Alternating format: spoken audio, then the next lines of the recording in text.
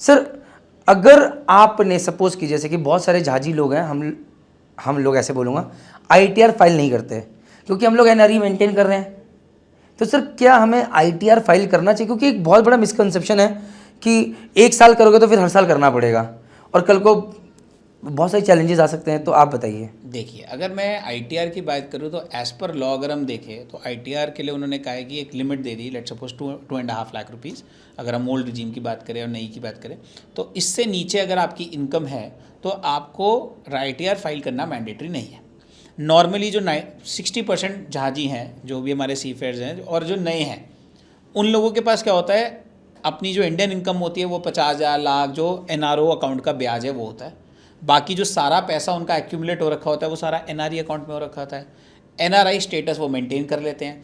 तो जितनी सारी सैलरी आपको मिली वो सारी एग्जेम्प्ट हो गई, जितना आपको एनआरई में इंटरेस्ट मिला वो सारा एग्जेम्प्ट हो गया। अब जो बचा टैक्सेबल वो क्या बचा? आपका एनआरओ का, जो आपका सेविंग एनआरओ का जो इंटरेस्ट आया।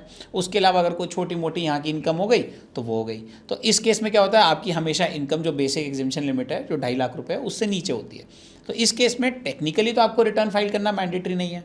बट मेरा एक पॉइंट ये है कि इनकम टैक्स डिपार्टमेंट के पास एक आपका पैन है, उसको तो नहीं पता कि इस साल आपने 182 डेज ट्रैवल किया या नहीं किया, आप एनआरआई हो कि नहीं हो, आप नॉन रेजिडेंट हो या नहीं हो, या आपका स्टेटस नॉन रेजिडेंट का है, रेजिडेंट का है या आरएनओआर का है।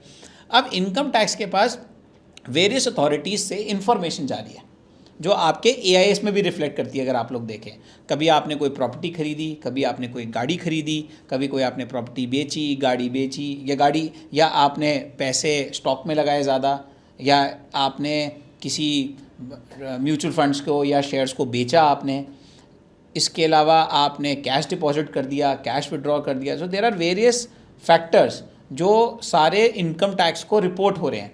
अब इनकम टैक्स को वो रिपोर्टिंग मिली और इनकम टैक्स ने देखा कि यार इस बंदे ने रिटर्न फाइल नहीं करी। इनकम टैक्स को तो नहीं पता ना उस टाइम पे उस इंफॉर्मेशन से कि आपका उस दिन का स्टेटस एनआरआई था, उस साल आपका एनआर का स्टेटस था या नहीं था, और आपने रिटर्न फाइल नहीं करी ना। उनको पता है कि हाँ, आपको तो पता है कि मेरी इनकम तो 50,000 रुपये थी साल की, पर उनको तो नहीं पता। ऐसे केस में क्या होगा, आपने आज तो फाइल नहीं करी, 3 साल बाद वो देखेंगे, 2 साल बाद, और वो आपको नोटिस भेज देंगे। और भाई वो तो अपना असेसमेंट करेंगे ही ना अगर आपने रिटर्न फाइल नहीं करी। So it is always advisable कि आप रिटर्न फाइल कर दीजिए।